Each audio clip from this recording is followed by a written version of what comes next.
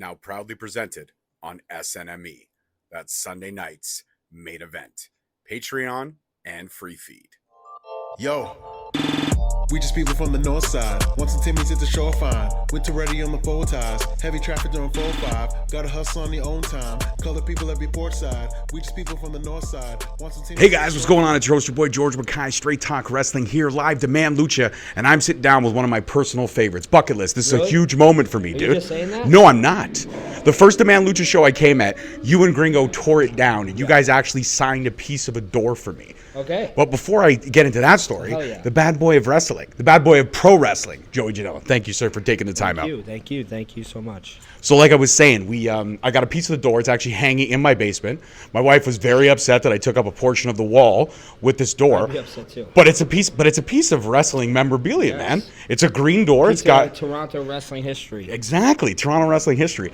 So I got to ask, you've been all over the world and then some. You've had some ridiculously over-the-top matches. You've put your body through more than what most people would.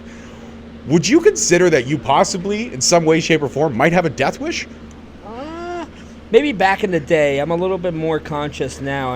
I'm 34 years old. I'm about to be 35. I've been wrestling for almost 19 years now, so I got to take it a little easy. Yeah. I probably have the body of an 84-year-old. Mil Mascaris is probably in better shape than me at the current day, and my brain is probably the brain of a dog at the moment. So I have to take a little bit more easy, but back in the day, I look back at myself. I look back at the clips and some of the matches I had, and I don't know why I did a lot of that. I guess it paid off, kind of. Absolutely. You got yourself out there. You got yourself a brand. Now, I got to ask, the bad boy of pro wrestling. There have been so many quote-unquote bad boys behind the curtain, in front of the curtain. How did Joey Janela get the moniker, the bad boy of pro wrestling? Well, when Facebook was social media used by teenagers and 20-year-olds, not 50 to 70-year-olds talking about whatever politics they want to indulge in, I posted a status on I think it's called a status. I don't even know what it's called on Facebook anymore, but I said, oh, I'm on the beach and all these girls are licking their lips going, oh, who's this bad boy? And then Rhett Titus, he shared it around the Ring of Honor locker room, and he was telling me all the people were saying that it was the funniest status they've ever seen. So whenever I was on the road with Rhett Titus, he would go to a liquor store, he'd be like, you know what this is? This is the bad boy. I'm like, I guess I'm the bad boy now. So it's a lot better than the Zebra Kid or whatever I was going under at that time. I went there Jumpin' Joey Janela, the Zebra Kid, some other things too. I don't even remember. But like I said, I have a brain of a Chihuahua. But yeah, that's how it started, and I was the bad boy, and it worked out.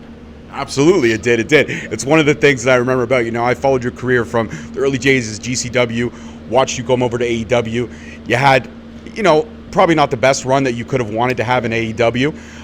And I know that, we know now from everything that's kind of been circulating that there is a whole lot of backstage politics back there and stuff like that. There's a lot of running around and so forth of this is my way or the highway type thing, more so booked by a fan, not really someone who's actually been around the business his entire life or understands the business. When you look at everyone that's kind of leaving now and all the stuff that's coming out of AEW, knowing that you got away from it so early on, are you surprised by any of it? If it's not too forward of a question. Yeah, a little bit, actually, because it was a lot more family-esque when I was there. We went through COVID. That was a long time. Went through Brody's death.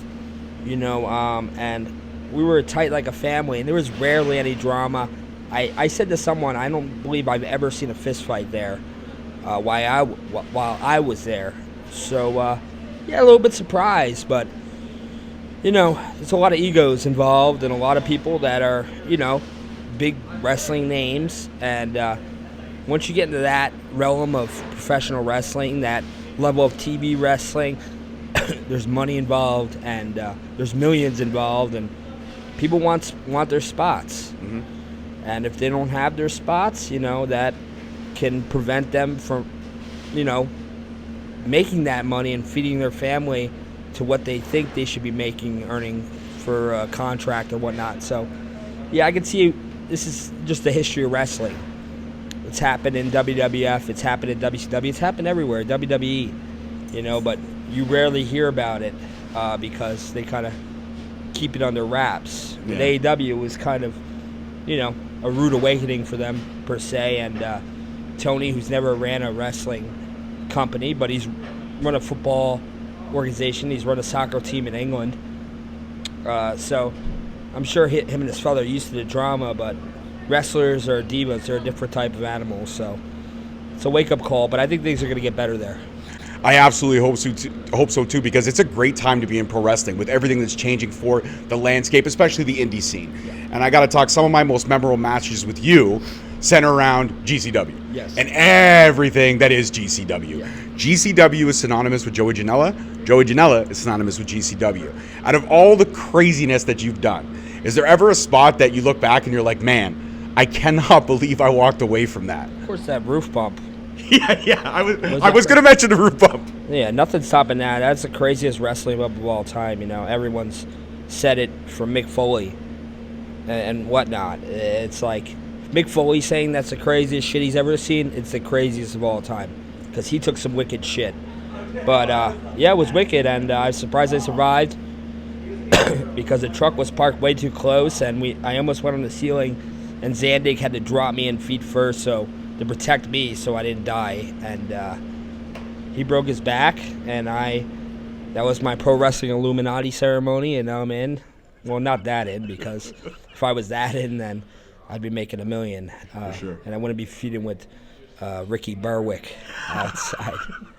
But anyways, it's I wouldn't go back and change anything. I'd do it all again. But it was reckless. It was crazy. Kids, don't try this at home, please. So many kids come up to me. They say they're inspired by me. They're inspired by that. Please fuck off. Please.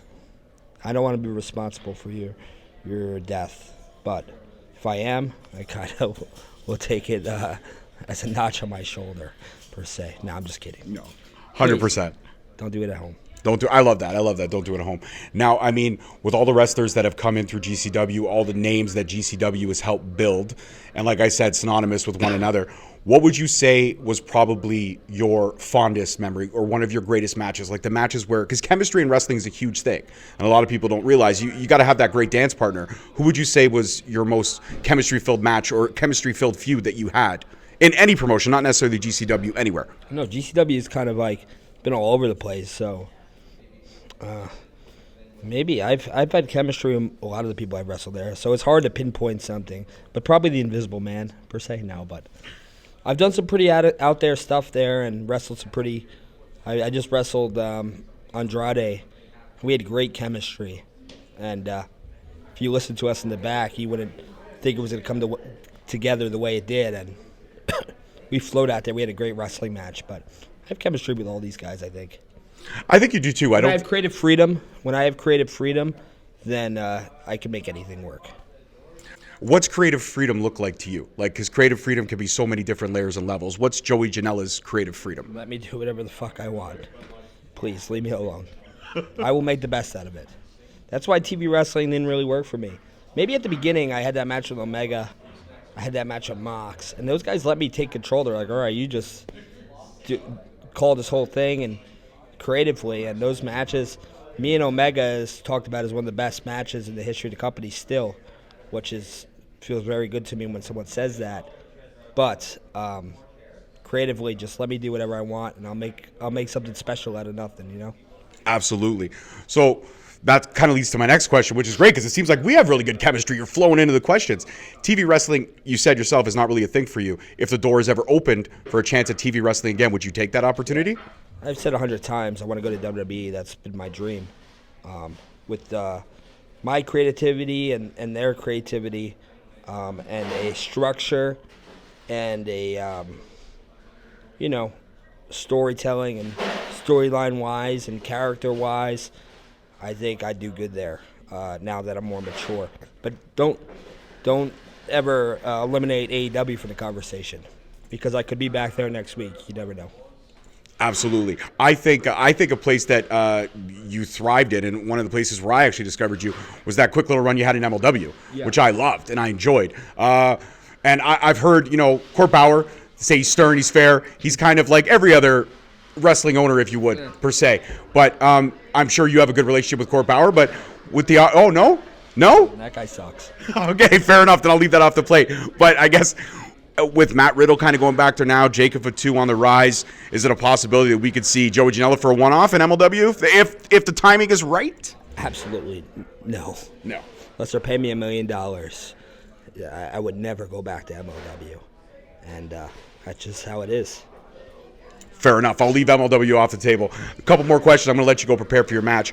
But when you look at the history of Joey Janela and the creative freedom that you had and the craziness and all that stuff, what is the one thing you want to leave behind for pro wrestling? What's the one thing you want people to remember you with? I mean, yes, Mick Foley, one of the craziest sons of bitches to ever step in the ring, endorse your stuff as some of the craziest he's ever seen. But is there any other layers that you want to leave behind in pro wrestling for people to remember Joey Janela? All the young people I helped out along the way and helped bring up. A lot of the people that I've helped in the last 8 years are on TV now, and that might be my legacy. But don't write me off yet. You know, I still have goals in this business, and it's very few because I accomplished a lot of them. But you know, I still have New Japan aspirations, WWE aspirations, and AEW aspirations to make up for that lackluster run I had per se. But yeah. If that doesn't come to fruition and I can't make $1 million in this business, I think maybe the people I helped along the way.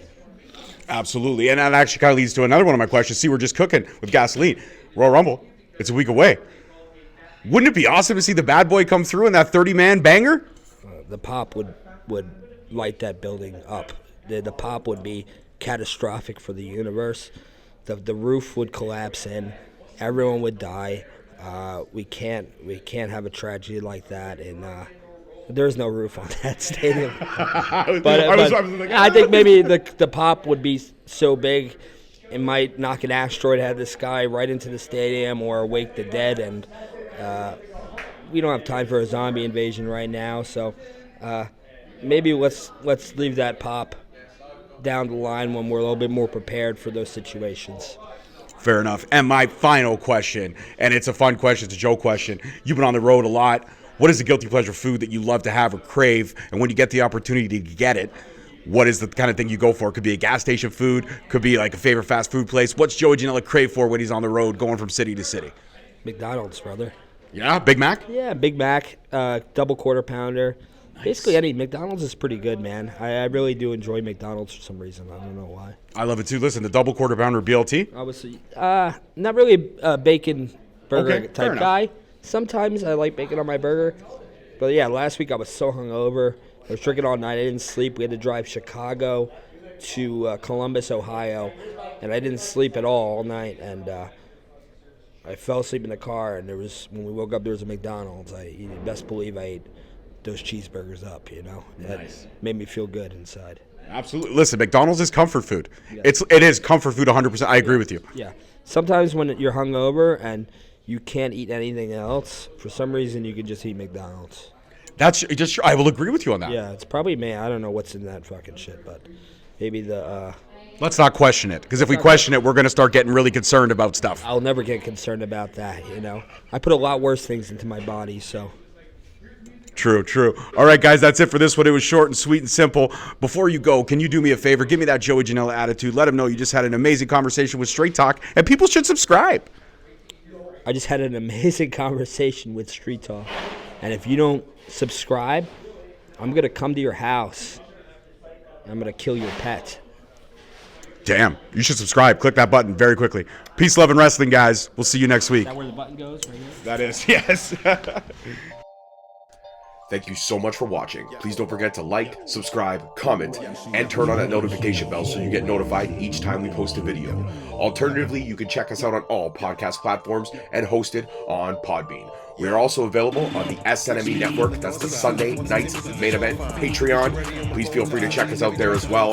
And don't forget to follow us on all social media platforms at _Straight Talk on Twitter, at Straight Talk Wrestling on Instagram, Straight Talk Wrestling on Facebook, Straight Talk Wrestling on TikTok, and of course, you can check out all our merch at ProWrestlingTees.com.